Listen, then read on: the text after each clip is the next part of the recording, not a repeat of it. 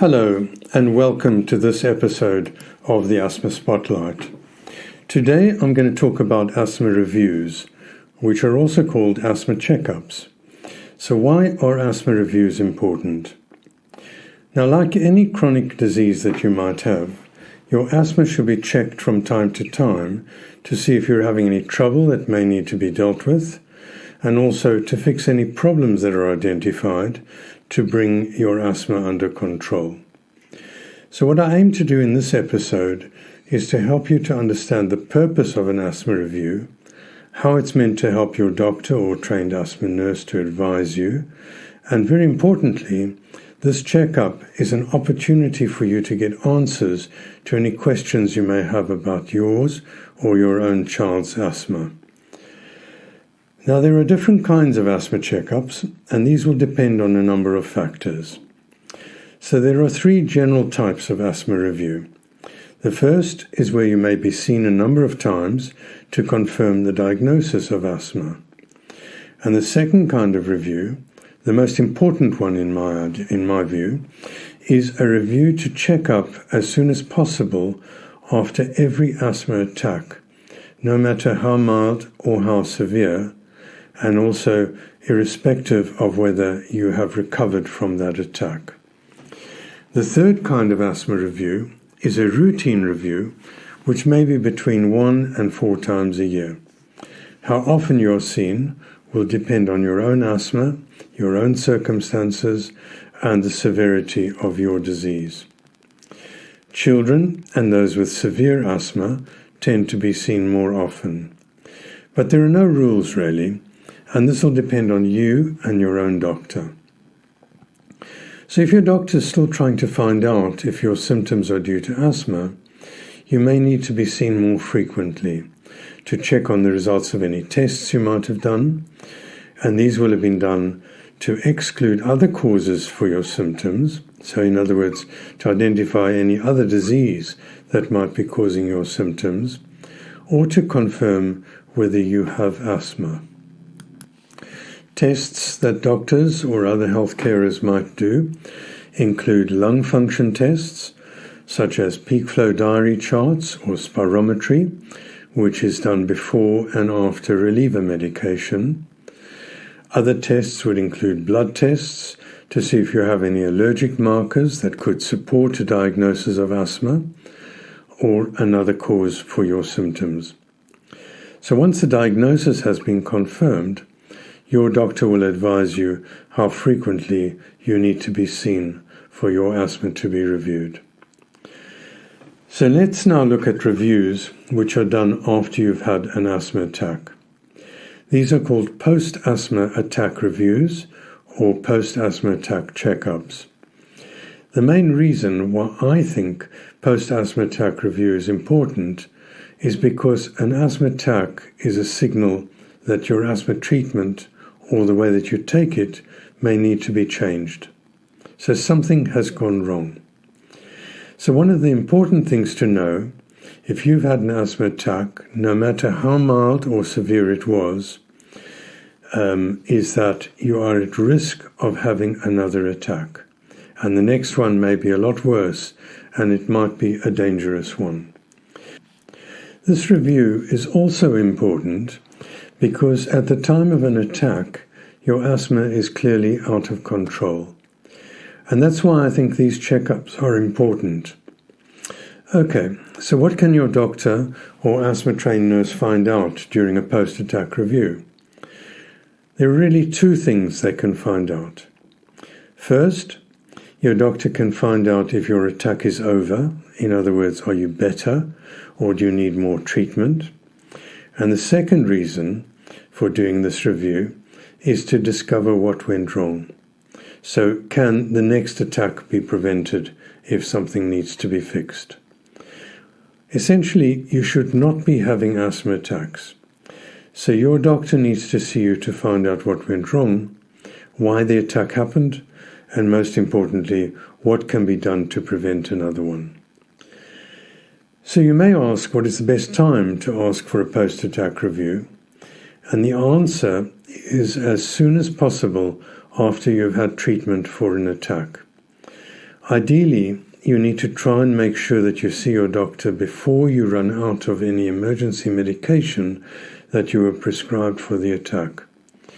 Most of the time, you will have been prescribed a short course of oral corticosteroid tablets, which are also called steroid tablets, and this prescription will have been for a short time period, usually for between 3 and 14 days of treatment, all depending on your particular asthma and the severity of this attack.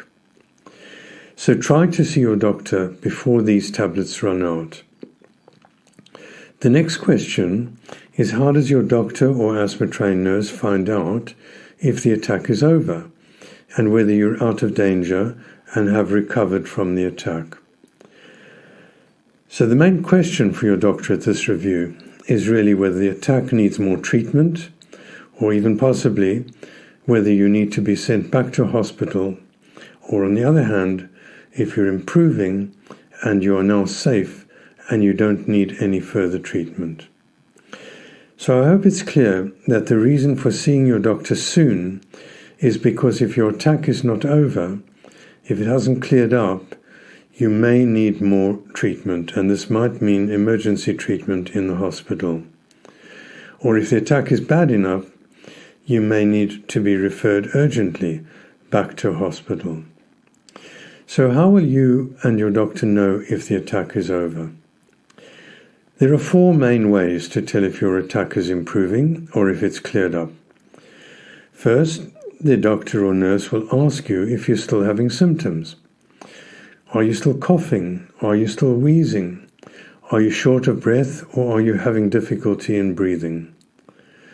You may also be asked to complete an asthma control test, which is a questionnaire called the ACT test. And this is a good way to measure how your symptoms are affecting you, because you get a score. And if your score is 20 or above, that's a good way to tell that your asthma is controlled.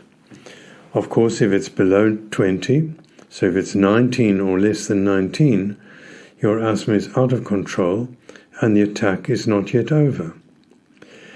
Next, another way to tell if your attack is over is if you're waking up from sleep because of asthma symptoms. Nighttime waking due to asthma is a danger sign of poor asthma control.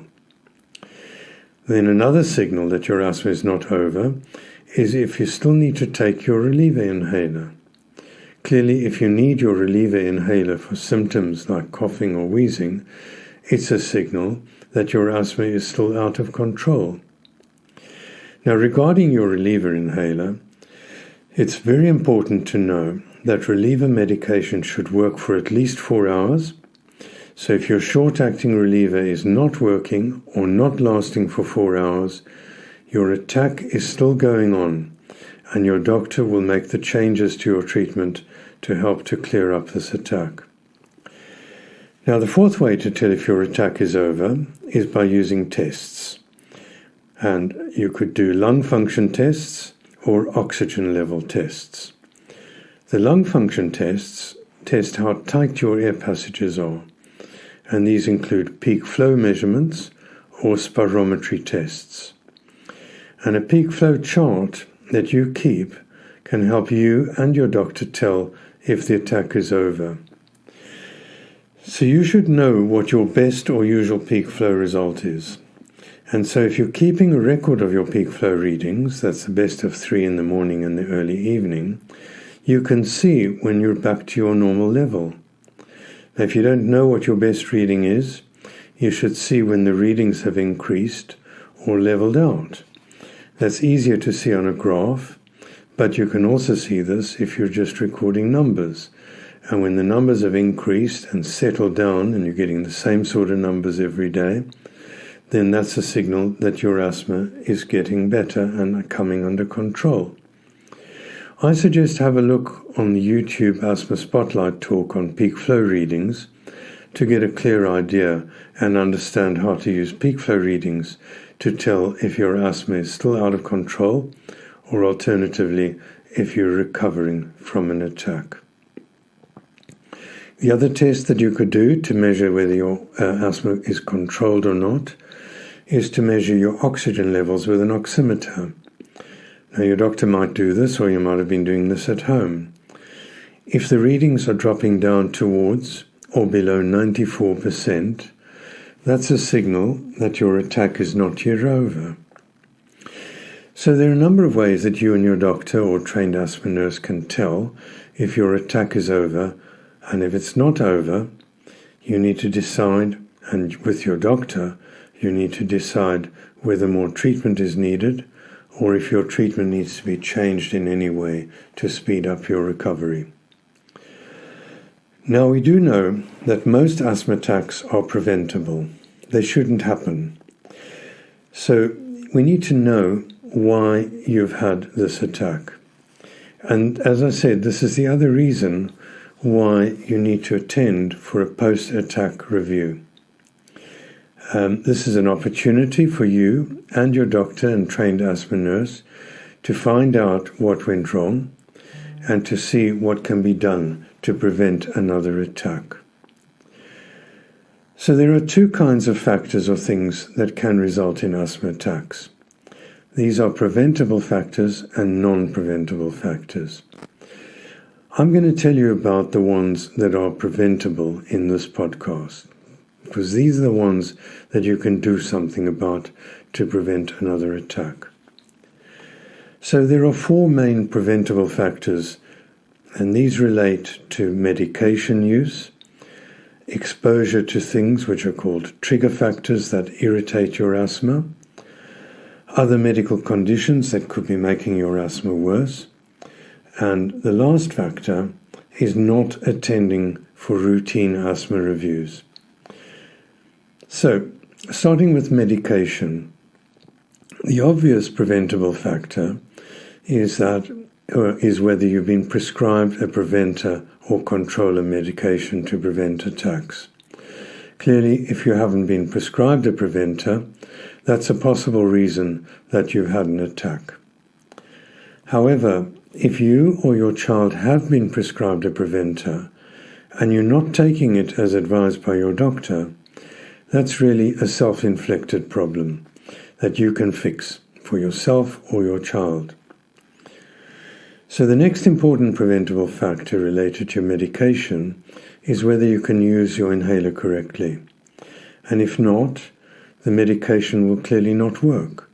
So your ability to use your inhaler correctly should be checked at this review. Finally, there are some medicines that are prescribed for other medical conditions that could make asthma worse.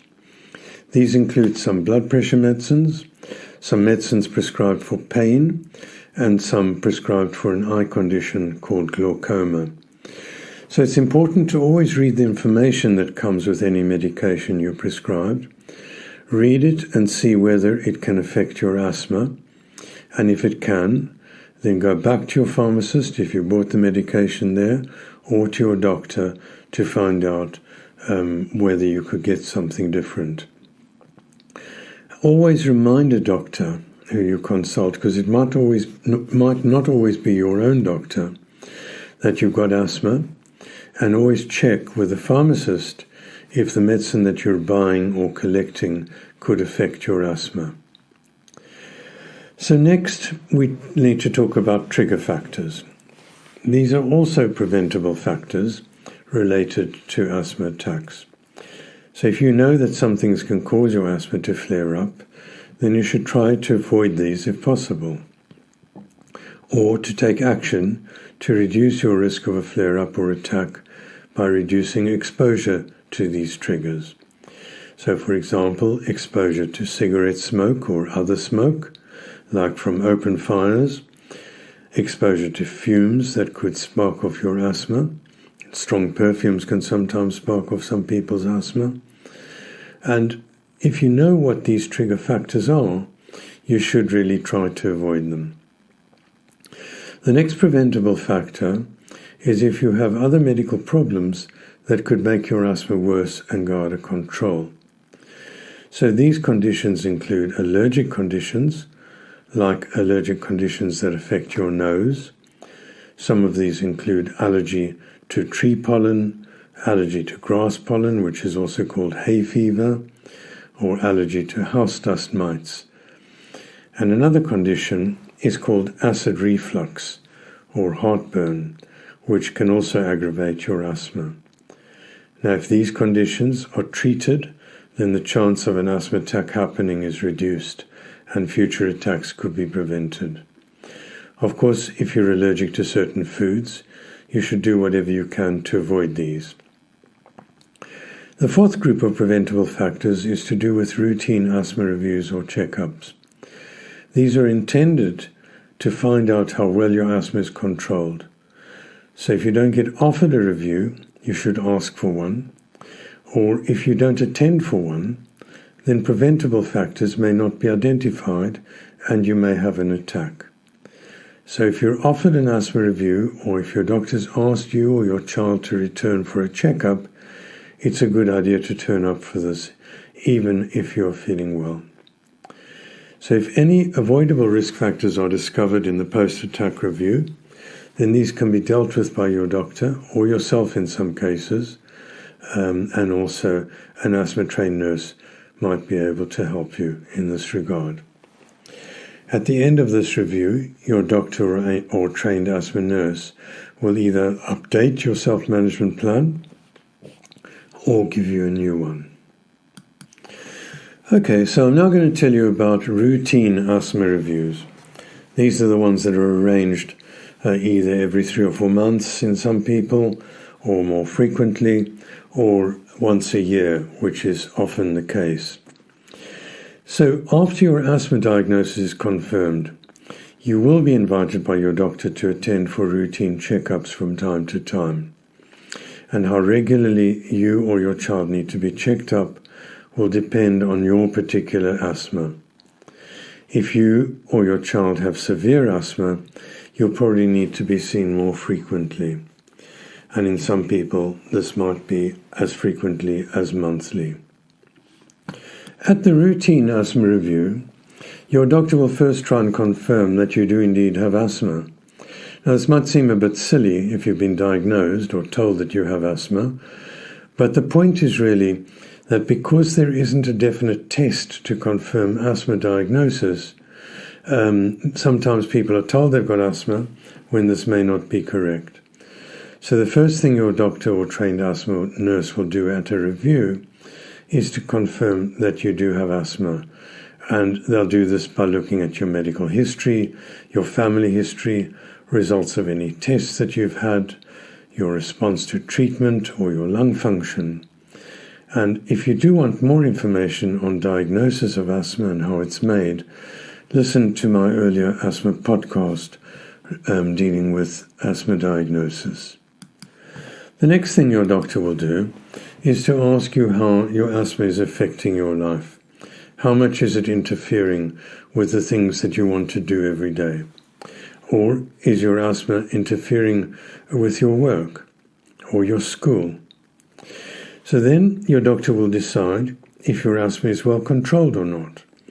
And this will be based on your symptoms, possibly guided by using a questionnaire like the Asthma Control Test or the Asthma Control Questionnaire.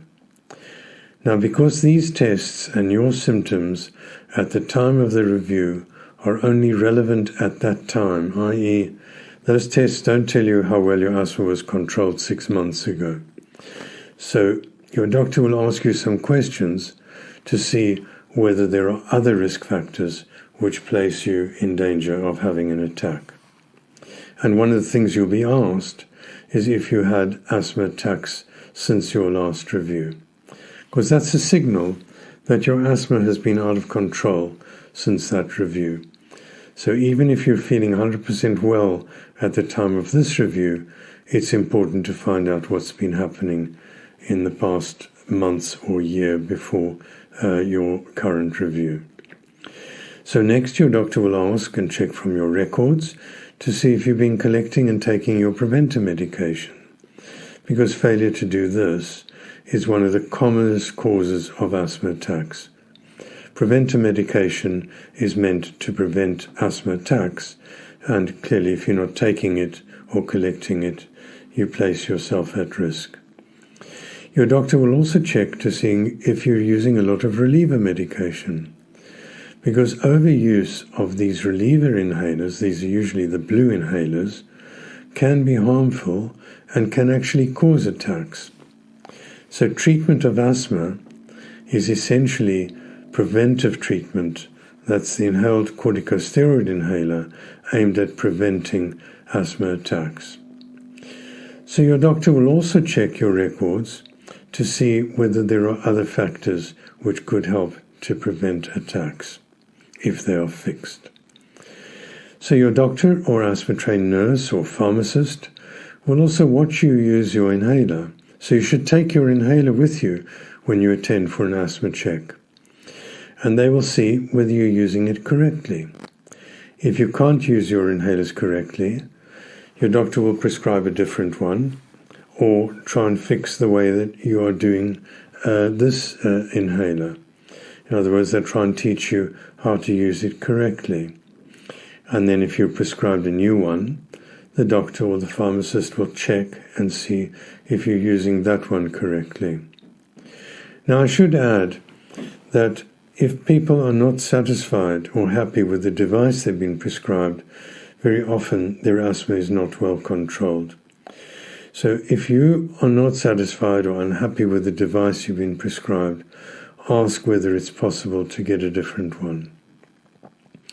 And if your child has been prescribed a pressurized inhaler, that's one of the press and breathe puffers, ask for a spacer to be prescribed if you haven't had one prescribed already, because this makes it easier for your child to use the inhaler correctly. And another point about spacers is that spacers with masks should only really be used for very young children. This is usually children under the age of 3. Over this age, they should be prescribed one with a mouthpiece. And that type of spacer is prescribed instead of the one with a mask. If you're not sure about anything related to yours or your own child's medication, ask the pharmacist who dispenses your medication. If you've kept a peak flow chart, show this to the person doing your review. If you have been keeping a peak flow chart, then show this to the person who's doing your review, because that'll provide extra information to help them decide if your treatment needs to be changed. And finally, if you have a self-management plan, your doctor or nurse will check to see whether it needs to be changed. And if you don't have a self-management plan, you should ask for one during your asthma review. And this self-management plan should be written down, because most of us cannot remember what our doctor says during a consultation, mainly because of the nerves when we attend a doctor's surgery. So I hope this has been helpful for you, and that you understand that because asthma is a chronic ongoing disease, it's important for you or your child to have asthma reviews or checkups. So in summary, there are 2 main kinds of asthma review or checkup. The first one is a review done after you've had an asthma attack, and this is called a post-asthma attack review. This post-attack review is important because an asthma attack means that something serious has gone wrong, and also because an attack is a risk factor for a new attack. So if you've had an asthma attack, you may get another one, and the next one might be very dangerous. There are 2 main things that your doctor or asthma nurse can discover in the post-asthma attack review. Firstly, they can find out whether the attack is over, and if it's not over, they can decide on whether you or your child needs more medication or whether you need to be sent back to a hospital. And secondly, this post-attack review can help to find out what went wrong. Were there any preventable risk factors that could have caused the attack? These could be related to your treatment or if you have been following the doctor's advice. But most importantly, if preventable factors are identified, they can be fixed and future attacks can be prevented. The other kind of review is a routine checkup to see if you're satisfied with your treatment and managing with your treatment. It's also to see if your asthma is well controlled. Also to check whether you're able to use your inhaler correctly, i.e. that your technique is correct. And also to identify if any changes are needed in your treatment and whether your self-management plan needs to be changed or whether a new self-management plan needs to be issued if you haven't had one issued before. Thank you for listening to this podcast. And if you do have any questions about asthma, please do email me at asthmaspotlight@gmail.com, and I'll try and answer these in future podcasts.